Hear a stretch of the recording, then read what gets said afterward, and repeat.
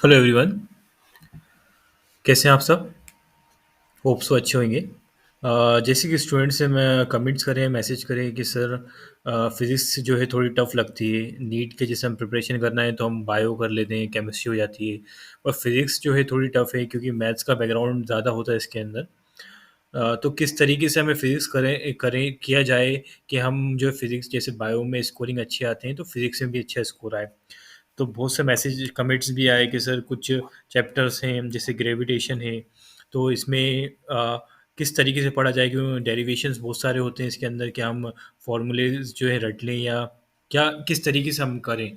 तो इसीलिए जो है ये वीडियो बना है। इस वीडियो के अंदर मोस्टली जो प्रीवियस ईयर के नीट में जो क्वेश्चंस पूछे गए हैं वो जो मैं इसमें लेके आया हूँ। तो जैसा आप देख पा रहे हैं फर्स्ट क्वेश्चन क्या है। फर्स्ट क्वेश्चन में जैसे पूछा गया है, two astronauts are floating in gravitation free space from having a loss connection with the spaceship. जो दो एस्ट्रोनॉट जो अर्थ के बाहर गए हैं अपनी जो जिससे जा गए हैं वो स्पेसशिप से, तो उसका जो कनेक्शन उनसे छूट चुका है। तो उनके साथ क्या होगा? जैसे आप गए हैं, अगर बाहर कोई भी जाता है तो ग्रेविटेशन का फोर्स नहीं बढ़ पा रहा, तो उनके साथ क्या होना चाहिए? क्या वो एक साथ एक दूसरे के अट्रैक्ट करेंगे, एक दूसरे के पास आएंगे, या एक दूसरे को से दूर जाएंगे, या जहाँ है वहीं रहेंगे, या फिर सेम डिस्टेंस पे फ्लोट दोनों साथ में करते रहेंगे? तो इसका आंसर क्या होना चाहिए? तो अकॉर्डिंग टू फार्मूला, जैसे आपको मालूम है ग्रेविटेशन फोर्स सबको जैसे ये मोस्टली कॉमन फार्मूला है कि F is equal to G m1 m2 by R square. तो फोर्स जो हमेशा होता है वो इन्वर्सली प्रोपोर्शनल होता है रेडियस से। अकॉर्डिंग टू दिस, जो दोनों एस्ट्रोनॉट्स हैं वो अट्रैक्ट करेंगे एक दूसरे को, तो मूव टुगेदर ईच अदर। तो इसका ऑप्शन जो है फर्स्ट होना चाहिए। अच्छा, कुछ भी आपको अगर लगे कि समझ में नहीं आया तो आप कमेंट कर सकते हैं क्वेश्चंस, तो मैं इसको डिस्क्राइब और कर दूंगा आपको। सेकंड क्वेश्चन जो है, the distance of the two planet from the sun are 10⁻13 m and second है 10⁻12 रिप्रेजेंटेवली।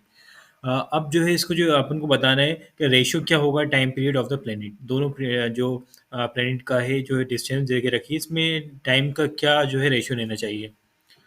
तो जैसा आप जानते हैं कि डिस्टेंस का जो है सन से जो है प्लैनेट का टू प्लैनेट का, वो अपन को R1 दे के रखा है, एक का R2 दे के रखा है। ये डिस्टेंस से जो करा है ये सन से दिया गया है। और according to formula R square is equal to inversely proportional to R cube. And r is directly proportional, oh sorry, t is directly proportional to the r 3 by 2. So t1 by t2 equal to r1 by r2 cube square। Then R1 की value रखेंगे, R2 की value रखेंगे, तो R1 मालूम है आपको 10⁻13 है, और R2 की 10⁻12। तो यहाँ से कैंसिल होगा तो ये 10 की पावर आ जाएगी 3/2। अब ये सॉल्व करना अगर आपको नहीं आता तो आप कमेंट करें।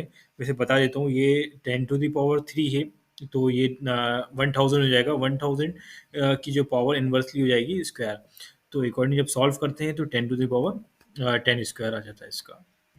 अगर इसमें कोई डाउट है तो इसमें भी कमेंट कर सकते हैं, इसको मैं बिल्कुल डिस्क्राइब करूंगा आपके लिए। देन दो क्वेश्चन जो है इसमें काइनेटिक एनर्जी के लिए है मैंने। तो the kinetic energy of the planet in an elliptical orbit, मतलब मोस्टली जो होता है, जो ऑर्बिट होता है अपना सन और अर्थ जिसमें मूव करती है अपने सोलर सिस्टम के अंदर, वो इलिप्टिकल ही होता है। तो इसमें जो पोजीशन देके रखी है, जैसे आप देख पा रहे हैं कि पोजीशन ए है, बी है और सी है। जो सी है वो डिस्टेंस है सन से, ए और बी थोड़ा पास में है। तो इसको काइनेटिक एनर्जी में के हिसाब से जो है ये K1, Ka, Kb और Kc है। और AC is the major axis and SB is perpendicular to the AC। जैसे आप देख पा रहे हैं राइट एंगल का ट्रायंगल बन रहा है तो पोजीशन पे। सो ये क्वेश्चन जो पूछा गया है, तो क्या काइनेटिक एनर्जी किसकी ज़्यादा होगी? काइनेटिक एनर्जी के ए की होगी, के बी की होगी, या के सी की होगी? तो जैसा आप जानते हैं कि वेलोसिटी जो होती है, अगर आपकी वेलोसिटी वी ए अगर ज़्यादा है वी बी के और वी सी के, तो काइनेटिक एनर्जी का फॉर्मूला जैसे आप देख पा रहे हैं के इज इक्वल टू 1/2 mv² होता है। और यहाँ डिस्टेंस कम है तो किसकी ज़्यादा होगी? अपन देख पा रहे हैं कि सन से जो डिस्टेंस ए का पास है, तो जो काइनेट वेलोसिटी होगी वो एक ही ज़्यादा होगी, एंड देन बी की एंड देन सी की। तो काइनेटिक एनर्जी जो सिंपल फार्मूला जो नोन है, ये आपको आप ड्राइव भी कर सकते हैं, और ये जो है नोन है कि k is equal to 1/2 mv square होता है। तो kinetic energy is directly proportional to the V square. So अगर वेलोसिटी ज़्यादा है ए की, तो काइनेटिक एनर्जी भी ज़्यादा होगी ए की, इसी तरह बी की और सी की। तो ऑप्शन जो आई थिंक ए है, सॉरी आई थिंक बी है। बी जो है के ए इज ग्रेटर देन के बी ग्रेटर देन के सी।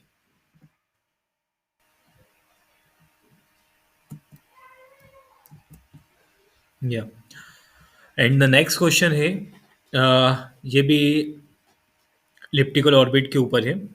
जैसे कि जानते हैं आप कि जो मैंने बताया था, जैसे ये भी वेलोसिटी और डिस्टेंस के ऊपर है मोस्टली। जो ग्रेविटेशन जो चैप्टर है, ये अपना जो सिंपल फार्मूला होता है, distance is equal to speed is equal to distance upon time, तो इस पे तकरीबन इस पे ही घूमता है। जैसे ये जो क्वेश्चन है, the planet moving long in elliptical orbit is closer to the sun at the distance of r1 and the faster away at the distance of r2.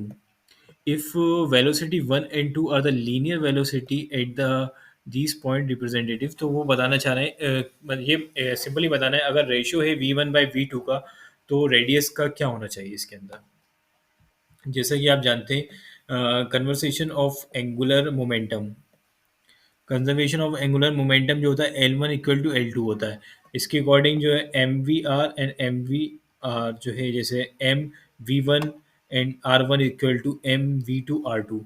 So M और एम जो मास है वो cancel हो जाएगा, तो V one R one equal to V two R two. So v1/v2 is equal to r2/r1। तो option जो है बी इसका करेक्ट है। और दो क्वेश्चन जो मैं लाया हूँ इसके अंदर, ये Kepler's law, third law of state जो है उसके ऊपर है। तो इसमें square of the period of the revolution time T, revolution T of the planet around the sun is proportional to the two proportional to third power of average distance R. इसमें जो देखे रखा है बिटवीन सन और planet का जो है, ये T square is equal to K R Q. यार के जो है कांस्टेंट है। If the mass of the sun and the planet are, mass जो है सन का जो कैपिटल एम लिया है और प्लैनेट का जो है स्मॉल एम लिया है रिप्रेजेंटेटिवली, then per the Newton's law of gravitation force जो है अपन को मालूम है, F is equal to G M capital M small M by R two होता है, और जी इसमें कांस्टेंट रहता है। तो इसमें जो है यही जो है, इसमें आपको द रिलेशन बिटवीन बताना है जी और के में। जो न्यूटन्स का जो लॉ है और कपलर लॉ के जो के है कांस्टेंट है, दोनों में रिलेशनशिप क्या होना चाहिए, उसके हिसाब से ये ड्राइव करना है। अ, जो ग्रेविटेशन जो है उसको कंपेयर कर रहे हैं अपन, जो इसको केपलर लॉ से, तो V square is equal to G M by R बचेगा। जी जो है कांस्टेंट है, इसमें एम और एम कैंसिल हो जाएगा, प्लैनेट का दोनों का मास कैंसिल हो गया, आर से आर कैंसिल हो गया। तो यहाँ जो मास बचा ये सन का बचा, रेडियस बचा, और जी कांस्टेंट बचा वेलोसिटी के स्क्वायर में। तो टाइम जो मालूम है, जैसे अपन को टाइम पीरियड जो होता है प्लैनेट का, वो T is equal to 2 πr/v होता है। देन इसके अंदर जो है पुट करेंगे अपन वैल्यू जो है, यहाँ से टी की वैल्यू जो है यहाँ पुट करेंगे अपन को। So T square is equal to जो आ रहा है अपना, ये 4 π² by 3³ by G M. According to the question जैसे अपन को बताया गया था, T square is equal to KR3 है। तो इसके अंदर जो है टी की वैल्यू अपन को KR3 पुट करना है, तो यहाँ से जैसे पुट करेंगे तो आर आर क्यूब और आर क्यूब कैंसिल हो जाएगा, तो GMK इज इक्वल टू 4 π² बचेगा। आई थिंक ये जो है फोर्थ वाला जो है इसका आंसर करेक्ट रहेगा। इसमें कुछ भी डाउट हो तो आप कमेंट्स कर सकते हैं। और जो नेक्स्ट क्वेश्चन है, the period of revolution of planet A around the sun is 8 time than the B, and the distance of A from the sun is how many time greater than the B from the sun। जो revolution जो planet का है सन के, वो 8 time है B से ए का। तो वो पूछना चाह रहा है कि आपका डिस्टेंस कितना होगा। अगर वो 8 टाइम है तो डिस्टेंस ए का कितना होगा बी से। तो रिवॉल्यूशन जो है प्लैनेट का टी ए माना है अपन ने, तो ये T A equal to 8 TB है। तो इसमें भी कपलर लॉ, जैसे मैंने कहा 2 क्वेश्चन कपलर लॉ के हैं, तो ये इसमें लगेगा। तो उसका जो फॉर्मूला होता है लॉ के according, T square is proportional to R R cube. So यहाँ जो है अपन टी की वैल्यू रखेंगे और आर की रखेंगे, तो आर ए और आर बी जो है क्यूब में आएगा और टी जो है स्क्वायर में आएगा। तो टी ए जो है, यहाँ से जो टी ए की वैल्यू है वो 8 TB है, तो 8 TB अपॉन टी बी और स्क्वायर आएगा, दोनों कैंसिल हो जाएंगे। तो यहाँ से 8 स्क्वायर इज इक्वल टू 64। तो 64, और देन यहाँ आपने देखा था कि R A by R B जो क्यूब में है, तो यहाँ से जाएगा तो ये 4 का क्यूब होता है। 4 का क्यूब क्या होता है? 64 जो है 4 का क्यूब होता है। तो R A by R B equal to 4। So R A is equal to 4 RB हो गया। ये भी कपलर लॉ के ऊपर था, 2 काइनेटिक एनर्जी 2 कपलर लॉ। और देन ये है जो क्वेश्चन आ रहा है, ये dependency of intensity of gravitation field E of the Earth with a distance of r from the center of the Earth is correctly represent। इसमें जो है बताना है अपन को ग्रेविटेशन फोर्स जैसे E है और ये डिस्टेंस है ये r है।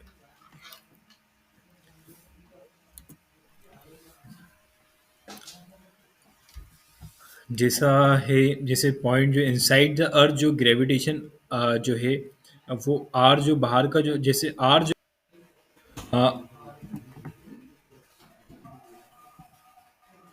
सॉरी फॉर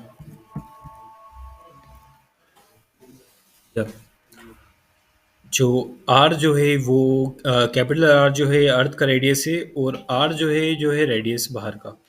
तो फॉर्मूले जो है इसका E is equal to minus GM/R³ 3, और उसका M/M3 द सेंटर। सेंटर में जो रेडियस होता है आर का, जो बाहर का डिस्टेंस वो जीरो है, तो इसके अकॉर्डिंग के बी जो ई जो है वो जीरो हो जाएगा। और आउटसाइड द अर्थ, अर्थ के आउटसाइड जाते हैं तो आर जो है greater than radius of R हो सकता है, कितना भी हो सकता है, क्योंकि रेडियस ऑफ आर तो एक अपन को मालूम है कितना है, और देन स्मॉल आर जितना भी है रेडियस के बाहर है तो वो कितना भी हो सकता है। तो इसमें जो है आर जो है अपन रखेंगे तो ये E is equal to minus GM/R2 हो जाएगा। On the surface of the earth, जो सरफेस, जो अर्थ की सरफेस पे जो है वो R is equal to small R is equal to capital R, मतलब रेडियस ऑफ द अर्थ और outside the radius of the earth जो है ये बराबर होता है। तो इसके according E is equal to minus GM/R²। देख पा रहे हैं हम यहाँ से, तो माइनस में है इसलिए ग्राफ नीचे बन रहा है, वरना ऊपर बनता। So A is the correct answer. Next question है, if the gravitation force between two objects are proportional to 1/r and not has 1/r2। अगर इन्होंने चेंज कर दिया, फॉर्मूला जो होता है 1/r2 होता है फोर्स का, बट इन्होंने कहा है कि आप 1/2 मत लो, 1/r² मत लो, 1/r लें। Where r is the distance between them and the circle path would have its orbit speed is v proportionally। Speed जो है v देखे रखिए इसके अंदर, तो क्या होगा इसमें सेंट्रीपिटल लॉ लगेगा इसके अंदर, जैसे आप मालूम है F इजिकल टू mv² होता है। एंड द ग्रेविटेशन जो फोर्स का फॉर्मूला होता है ये GM/M/R2 होता है। तो यहाँ जो है R2 नहीं लेना अपन को, क्वेश्चन में जैसे दे के रखा है कि इसकी जगह R2 की जगह R लेना है, तो यहाँ अपन ने R2 की जगह R² की जगह अपन ने R ले लिया है। और दोनों को जब फोर्स को दोनों को अपन लेफ्ट एंड राइट रूल के हिसाब से कंपेयर करेंगे, तो आर से आर कैंसिल हो जाएगा, स्मॉल एम से स्मॉल एम कैंसिल हो जाएगा, तो V² is equal to mg बचेगा, और V इक्वल टू फिर √mg बचेगा। देन द वेलोसिटी जो है अपन को मालूम है इंडिपेंडेंस ऑफ आर है। सो जो आर जो इंडिपेंडेंस मतलब जो वेलोसिटी है वो इंडिपेंडेंस रहेगी आर से। मीन्स जो आपका जो अर्थ का रेडियस है उससे वेलोसिटी पे कोई डिपेंड नहीं करता, तो वो जो इंडिपेंडेंट। सॉरी फॉर इंटरप्ट, इन बीच में सॉफ्टवेयर थोड़ा सा गड़बड़ हुआ। कोई नहीं, चलता है। अगर क्वेश्चन जो 2018 का भी लिया है नीट के, वो पुराने भी हैं, तो बस एक रफली आइडिया देना था कि किस टाइप्स के क्वेश्चंस पूछे जाते हैं, कि आप परेशान मत हो। स्टूडेंट से कहना चाहूँगा ग्रेविटेशन ईजी है, और अगर आप कमेंट करेंगे तो मैं ग्रेविटेशन पूरे चैप्टर के ऊपर पढ़ाऊँगा। वो क्वेश्चंस भी अकॉर्डिंग उसके अकॉर्डिंग भी बना सकते हैं। जैसा भी रहे आप कमेंट करें, और चैनल को सब्सक्राइब करें, लाइक करें और शेयर करें, फ़ायदा हो। Thank you.